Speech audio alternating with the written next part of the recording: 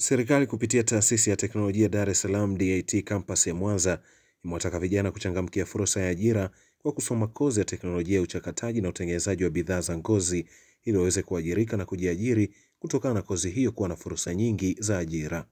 Kauli hiyo imetolewa na mwenyekiti wa kamati ya ufuatiliaji wa wanafunzi waliomaliza katika taasisi ya DIT campus ya Mwanza kozi mbalimbali ikiwemo ya uchakataji na utengenezaji wa bidhaa za ngozi na sayansi ya maabara ambao bado hawajaajiriwa ili kuangalia changamoto wanazokutana nazo ili kuwasaidia waweze kuajiriwa.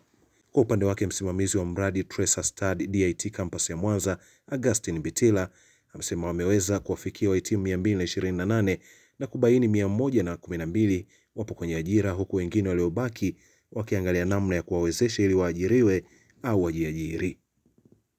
Dr. Ambele Robert Mtafia, mimi ni mwenyekiti wa kamati ya ufuatiliaji wa wanafunzi waliomaliza, yani kwa Kiingereza wanaita Tracer Study.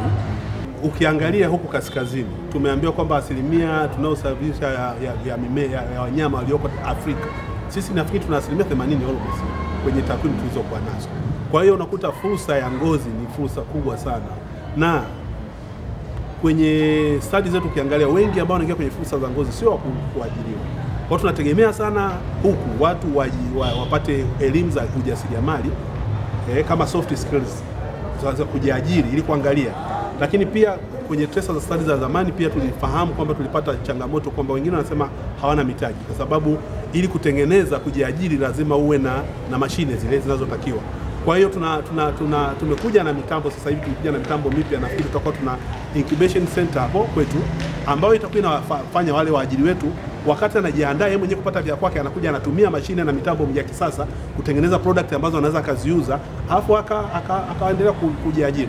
Na atakapopata nguvu, akipata mitambo, kwa mfano tukipata partnership na mabenki na watu wengine, atakapopata nafasi hiyo tutategemea kwamba hawa watakuwa ni waajiri wa wengine. Kwa hiyo unakuta mhitimu mmoja akitoka atakuwa ni mwajiri wa wengine, hasa kwenye fursa hii ya ngozi, kwa sababu kanda hii ya kaskazini, Mwanza, Singida na Shinyanga ndio inayoongoza kwenye hii fursa. Kwa hiyo fursa ipo na sisi tumeiweka kwenye mradi huu wa E-Strip wa Mwanza ambao unaitwa Selpat, ndiko imewekezwa na kuna mitambo mingi sana mipya imekuja, na tunategemea hiyo mitambo itawafungulia fursa, kwa sababu wengi walikuwa wanasema wanaanzeje. Lakini sasa hivi tunajua kabisa tutakuwa na center ambapo anaweza akaenda akatengeneza product zake hapo japo amemaliza, akaenda akaziuza na akaanza kwa jinsi hiyo kuingia kwenye soko la ajira.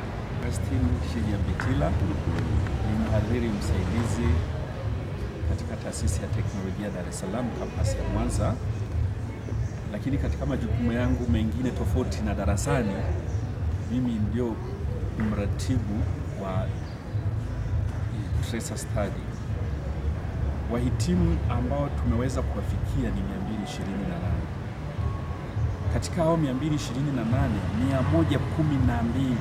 Everest Benedicta ni katibu mkuu wa TMF Taifa ameeleza kuwa kongamano hilo limefanyika kwa weledi na hivyo malengo yao yametimia kwa ukubwa licha ya kufanywa kwa mara ya kwanza hapa Mwanza. Na makampuni au taasisi za serikali na za binafsi.